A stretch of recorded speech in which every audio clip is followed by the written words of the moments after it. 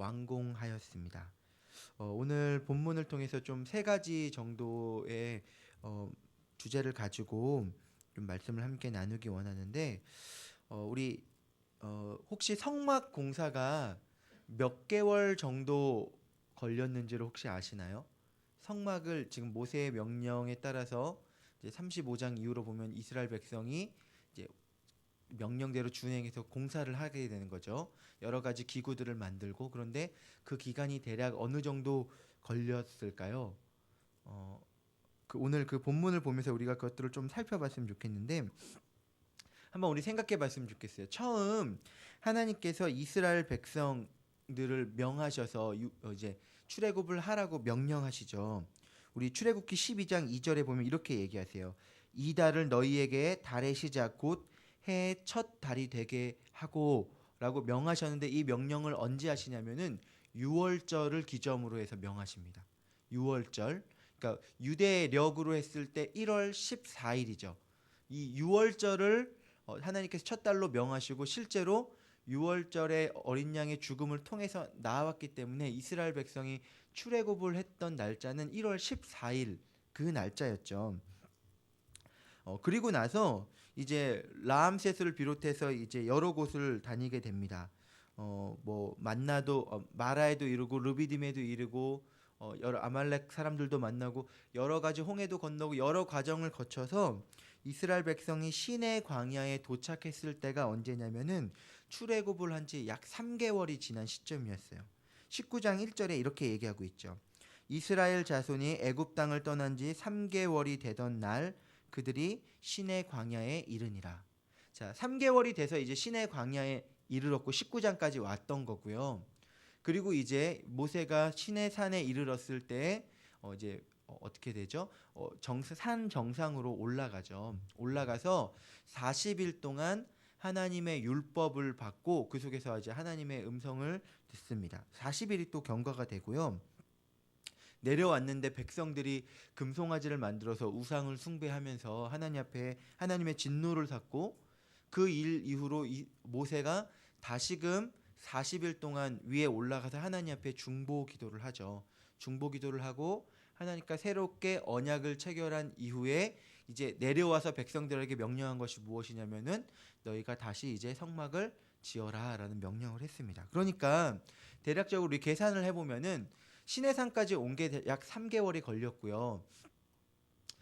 금송아지 사건을 다 포함해서 모세가 약 80일에서 90일 정도를 정상에서 머물렀고 내려왔기 때문에 그것이 약 2개월에서 3개월이 걸렸고, 그리고 내려와서 이제 공사가 진행됐기 때문에 이스라엘 백성들이 실제적으로 성막을 건설하고 이제 제작한 기간은 대략적으로 한 5개월에서 6개월 정도라고 추측을 할 수 있습니다. 왜냐하면은 오늘 1절, 2절 말씀에 보면은 여호와께서 모세에게 명령하시죠. 너는 첫째 달 초하루에 성막 곧 회막을 세우고, 그리고 이제 17절에 보면은 그때 완료했다라고 나와 있어요.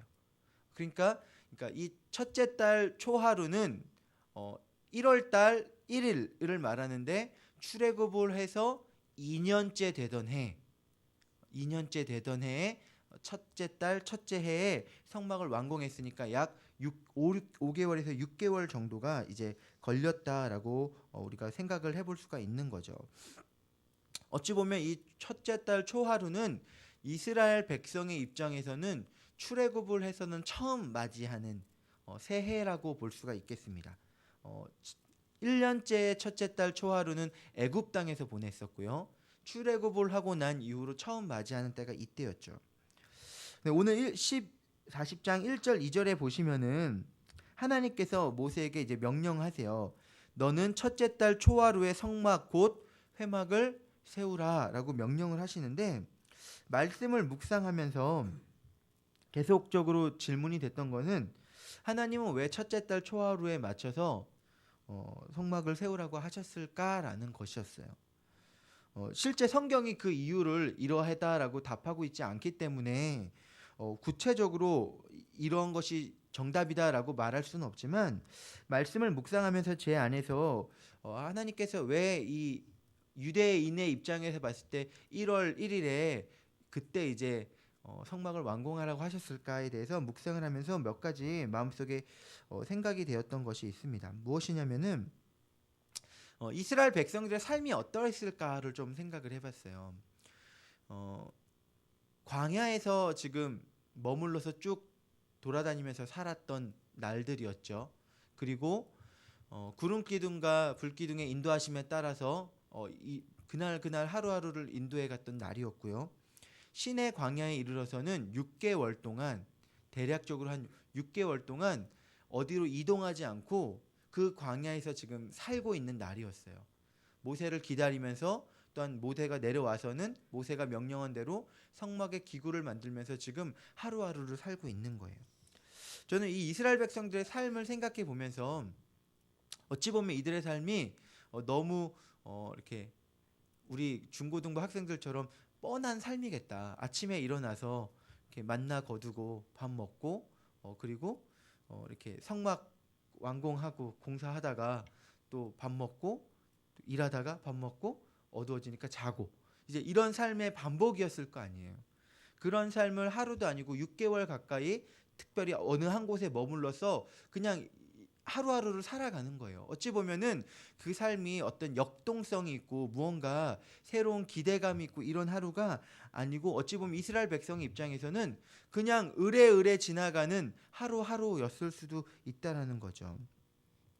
저는 저희 청소년들을 생각하면서 왜 청소년들이 이렇게 어떤 의미에서 힘이 약할까를 생각해 볼 때 그들이 살아가는 삶의 패턴을 보니까 이렇게 힘이 없을 수밖에 없다라는 좀 생각이 들었습니다. 아침에 일어나서 일찍 일어나자마자 눈 비비면서 학교 가서 저녁에 야자하고 오면 10시, 11시 또 학원까지 가면 뭐 12시면 또 와서 공부하다 자고 또 아침에 일어나고 이게 무슨 삶의 재미가 있을까라는 생각들이 들었어요. 좀 개념은 다르지만 이스라엘 백성의 삶이 좀 이러하지 않았을까라는 생각이 들었는데 그러한 상황에서 하나님의 명령은 자신을 어찌 보면 새롭게 돌아볼 수 있는 계기가 되었다라고 생각이 되었습니다.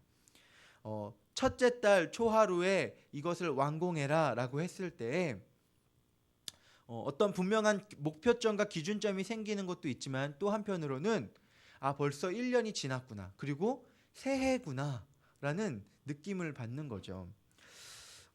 사실 12월 31일과 1월 1일의 차이점이 뭐가 있을까요? 시간의 흐름의 연속으로 봤을 때는 어제 태양이 뜨고 오늘 태양이 뜨고 태양이 지는 그 하루나 내일 태양이 뜨고 태양이 지는 그 하루나 사실은 시간의 흐름상으로 봤을 때는 어제나 오늘이랑 큰 차이가 있는 날이 아니죠. 그렇지만 우리는 12월 31일과 1월 1일을 완전히 다른 마음과 개념으로 받아들입니다. 새로운 시작의 개념으로 받아들이는 거죠. 하나님께서 이 첫째 달 초하루에 성막을 완공하라고 하셨을 때 어찌 보면은 성막이 완공됨으로 하나님의 임재가 이스라엘 백성들에게 온전히 이루어지는 그 날이 너희들의 새로운 첫 날이 되게 하라라는 명령이었다라고 생각이 되었습니다. 어찌 보면 이스라엘 백성들의 입장에선 지금 금송아지 사건을 일으키고 나서 하나님 앞에서 그 마음에 뭔가 죄책감과 부담감을 안고 있는 그 상황이었죠. 그 상황 가운데 하나님께서 이제는 내가 너희의 아버지로서 너희와 함께함을 확증해 줌으로써 이스라엘 백성이 새로운 마음으로 하나님 앞에 새롭게 시작할 수 있는 계기를 마련해 주는 그 날이 첫 달, 첫 하루, 초하루라고 생각해 볼 수 있었던 거죠. 하나님의 임재를 우리의 마음속에 모신 날, 우리의 인생에 있어서는 그것이 새 날이 된다는 것입니다. 물리적으로 새 날이어서 1월 1일이어서가 아니라 사실은 하나님을 우리의 마음속에 온전히 모신 그 날이 우리의 인생에 있어서는 새로운 출발, 새로운 결단의 날이 되는 거죠. 그렇기 때문에 사실은 우리에게 첫째 달 초하루는 언제든지 시작될 수 있는 것입니다. 우리가 지금 하나님 앞에 죄를 짓고 하나님 앞에 나아가기 힘들고 어려운 어떤 영적인 상황일 수 있어요. 그렇지만 하나님의 임재를 우리의 마음속에 모심으로 회개하며 결단하며 나아가는 그 날은 우리의 인생에 있어서 영적으로 새로운 첫째 달 첫 날이 되어진다는 거죠. 우리의 인생에 있어서도 어떻습니까? 내가 예수 그리스도를 알지 못하고 죄인으로서 하나님과 멀리 떨어진 삶을 살았지만 예수 그리스도를 인격적으로 고백하고 믿었던 그 날은 우리의 영적인 날에 있어서 새로운 출발점이 되지 않았습니까? 오늘 하루의 삶에 있어서도 내가 하나님의 임재를 내 마음속에 모시고 살아가는 결단이 이루어지는 그 날은 내 인생의 새로운 시작이 되어질 수 있다는 거죠.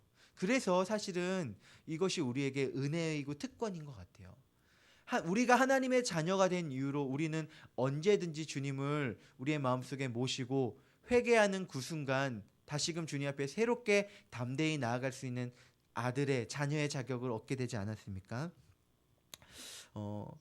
하나님을 우리의 마음속에 모심으로 새로운 시작과 결단이 우리 안에서 일어날 수 있도록 하는 그런 새 출발이 우리의 삶에도 일어나기를 주님의 이름으로 축복합니다.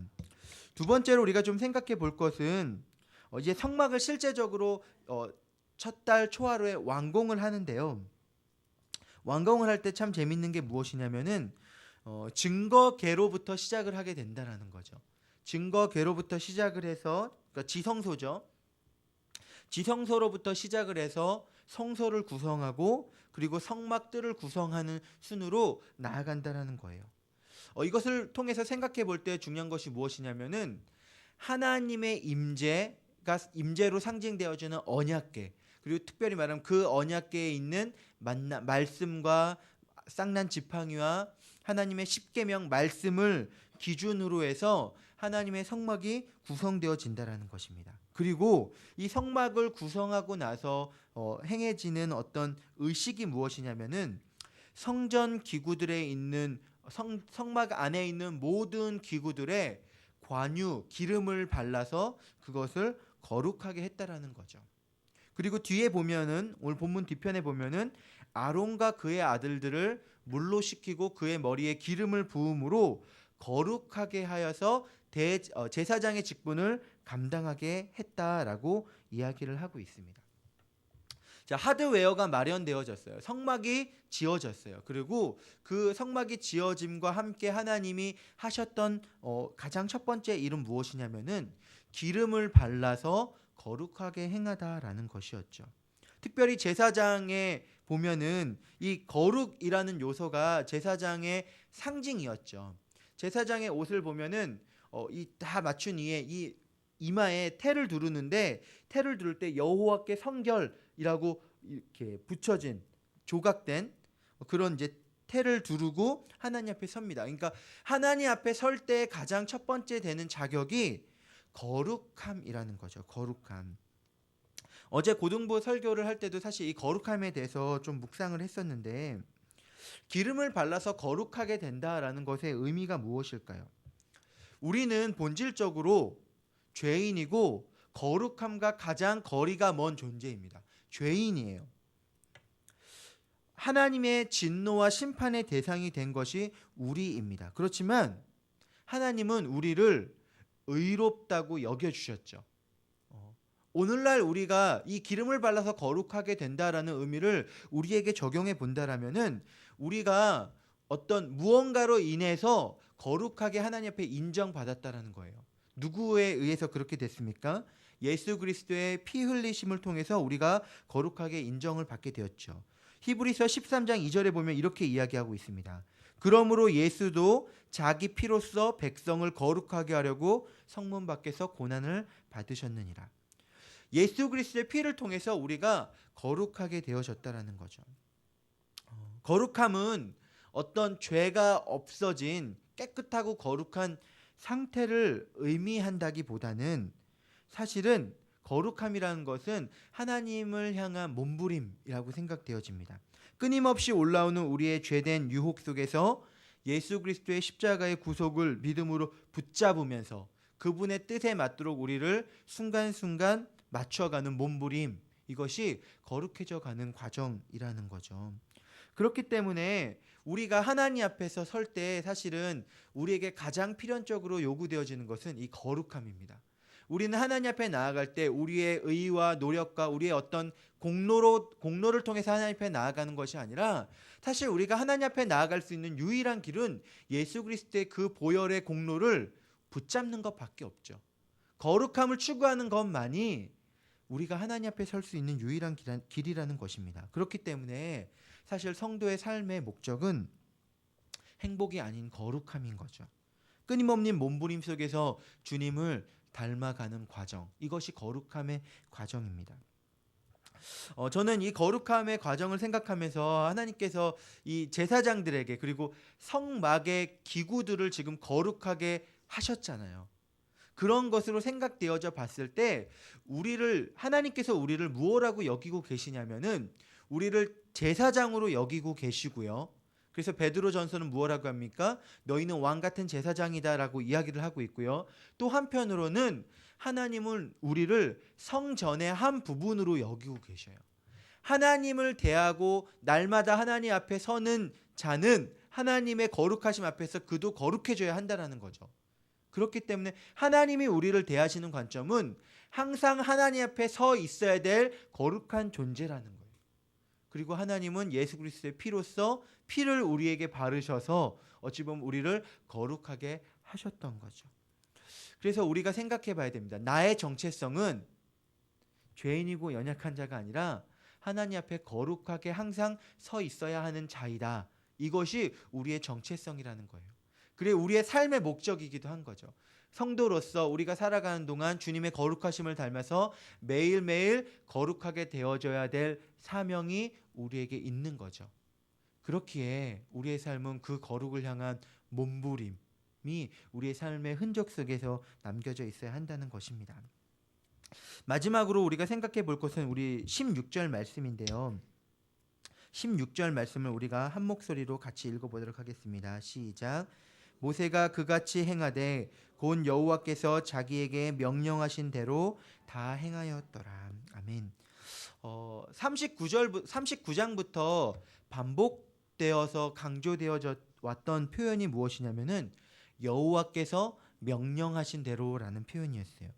39장에만 해도 한 10번 정도가 나타나고 특별히 39장 42절, 43절 말씀을 살펴보면은 제가 읽어보겠습니다. 여호와께서 모세에게 명령하신 대로 이스라엘 자손이 모든 역사를 마침에 모세가 그 마친 모든 것을 본즉 여호와께서 명령하신 대로 되었으므로 모세가 그들에게 축복하였더라. 어떤 기구를 만들고 무언가를 할 때 성막을 세울 때 여호와께서 명령하신 대로 이스라엘 백성들이 만들었어요. 그리고 모세는 그 완성된 이후에 여호와께서 명령하신 대로 되었나를 모세가 일일이 살핀 후에 그것이 명령하신 대로 되었기 때문에 축복을 하였다라고 이야기를 하고 있습니다. 혹시 이런 경험이 있으신가요? 어떤 업무 프로젝트를 하거나 아니면 어떤 과제를 할 때 진짜 열심히 했는데 알고 봤더니 잘못한 거예요. 다른 범위를 했거나 지도자의 어떤 리더의 의중과는 다른 엉뚱한 것들을 되게 열심히 행했을 경우가 있죠. 때론 살다 보면은. 그랬을 때 어떤 꾸중을 받습니까? 열심히 했다는 게 중요한 게 아니라 열심히 한 것과 상관없이 그 리더 지시한 사람의 의도에 맞춰서 했느냐가 사실은 평가의 기준인 것을 볼 때가 있죠. 가끔 아이들에게 어떤 숙제를 해줬는데 정말 열심히 했는데 엉뚱한 데를 해오면은 저도 엉뚱한 마음이 들 때가 있습니다. 아무리 열심히 했어도 가장 중요한 평가의 기준은 명령한 대로 되어졌느냐는 거예요. 하나님이 우리에게 명령하신 것이 있죠. 그 명령한 대로 우리가 행해졌을 때가 그것이 하나님께서 인정하는 삶이라는 것입니다. 우리가 잘 알지만 무언가 어딘가를 여행을 갈 때 엉뚱한 목적지를 향해서 열심히 가면 어떻게 되죠? 열심히 하면 할수록 점점 더 멀어지는 상황이 발생하게 되죠. 그래서 가장 중요한 것은 무엇이냐면은 속도 이전에 방향이 어디로 향하고 있느냐를 살펴봐야 합니다. 우리 인생에서 이 성막이 완공되어지는 과정은 여호와의 명령대로 진행되어졌고 여호와의 명령대로 완성이 되어졌다라고 이야기를 하고 있죠. 오늘 16절에서 말하고 있는 핵심이 그것이에요. 이 성막이 여호와의 명령대로 완성되어졌으므로 그것이 하나님 보시기에 의미 있는 것이 되었다라는 것입니다. 그렇기 때문에 우리는 그 여호와의 명령하신 대로 어떤 일들을 감당해 나야 하는데, 우리가 여호와의 명령하신 대로 그 일을 행하기 위해서 우리가 특별히 생각해 봐야 될 과정이 있습니다. 그것이 무엇이냐면은, 명령하신 대로 행하기 위해서는 첫 번째로 잘 들어야 돼요. 무엇라고 명령하셨는지를 잘 들어야 됩니다. 잘 듣고, 때로는 우리 복명복창하라 그러죠. 무엇라고 얘기하셨는지를 잘 듣고 따라해야 됩니다. 그리고 그것들을 잘 기억해야 돼요. 기록을 하든지 아니면은 수첩에 적든지 아니면 뭐 어쨌든 표시를 해놔서 명령한 것들을 잘 기억해야 되는 거죠. 그리고 명령한 대로 잘 하기 위해서 제일 중요한 것이 무엇이냐면은, 그것을 하는 과정에서 잘 물어봐야 돼요. 이것이 맞습니까? 이렇게 하는 것이 맞습니까? 처음 지시를 받은 이후에 그 일을 진행하는 과정 속에서 그것이 그 의중에 맞는지를 잘 물어보면서 갈 때 사실은 우리가 어긋남 없이 바로 갈 수 있는 거죠. 그래서 사실은 우리가 잘 듣고 잘 기억하고 기록하고 잘 물어보는 과정을 거쳐야 됩니다. 무엇을 들어야 됩니까? 하나님의 말씀을 들어야겠죠. 매일매일 하나님의 말씀을 듣고 그것들을 기록하고 정리하고, 그리고 살아가는 가운데 기도하면서 물어봐야 되죠. 하나님, 내가 이렇게 하는 것이 맞습니까? 이것이 하나님의 뜻에 합당합니까? 질문하고 물어보면서 사실은 하루하루를 하나님의 말씀으로 우리를 돌아보는 과정 속에서 사실은 우리가 우리 여호와의 명령대로 살아갈 수 있다라는 거죠. 참, 성경에서 중요하게 나오는 표현 중에 하나가 무엇이냐면은, 여호와의 말씀은 내 발의 등이요 내 길의 빛이니이다라고 표현을 하고 있어요. 내 발의 등이요. 내 발이 무엇이죠? 한 걸음 걸어가는 그 한 걸음 앞을 밝혀주는 그 정도의 빛이라는 거예요. 이렇게 멀리 있어가지고 전체를 다 보여주는 게 아니라 내 발걸음을 인도하는 불빛이다라고 표현을 하고 있어요. 그러니까 사실은 우리에게 보여지는 것은요, 하루하루의 발걸음에 인도되어지는 불빛이라는 거죠. 말씀의 불빛.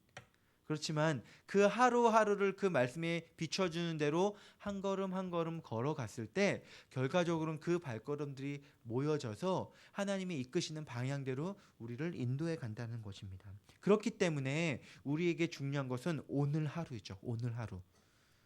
오늘 하루의 삶을 하나님 앞에 아름답게 하나님 말씀대로 살아가는 삶이 모여져서 하나님의 뜻대로 행해지는, 명령대로 사라지는 삶이 되어진다라는 것입니다.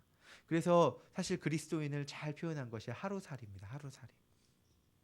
우리는 내일이 없습니다. 엄밀히 말하면 오늘 하루를 살아가는 거예요. 오늘 하루의 삶을 우리가 돌아보면서 때로는 지금까지 살아왔던 그 삶의 방식이 하나님의 명령대로라기보다는 내 어떤 욕망대로, 내 뜻대로 살아왔던 삶일 수 있어요. 그렇다면 무엇을 해야 됩니까? 하나님의 말씀에 비춰봐서 지금 내 삶이 좀 하나님 말씀과 떨어져 있다라면은 지금부터 돌이켜서 다시금 살아가면 되는 거죠. 하나님 앞에서 다시금 나를 새롭게 결단하는 그 날이 오늘 말씀에서 나왔지만 새로운 시작인 거예요. 그리고 그 날에 하나님 앞에 거룩한 결단 가운데 예수님을 붙잡고 하루하루 걸어가는 삶이 하나님이 원하시는 성막되어지는 삶의 과정이라는 것입니다. 오늘 하루의 삶을 돌아보면서 주님 앞에 새로운 마음으로, 새로운 시작으로, 새로운 거룩함을 다짐하면서 한 걸음 한 걸음 말씀의 인도하심 받아 살아나가는 저와 여러분들 되어지기를 바라고, 그러한 삶으로써 주님 앞에 드려지는 가장 아름다운 예배를 드려지는 저와 여러분들 되어지기를 주님의 이름으로 축복합니다. 기도하겠습니다. 사랑과 은혜가 풍성하신 하나님 아버지, 하나님의 임재가 우리 안에서 온전히 이루어지는 그 날이 새로운 시작의 날이 되었습니다. 하나님, 때로는 우리의 삶이 너무도 연약하고 부족하고 죄로 가득한 삶일 수 있습니다.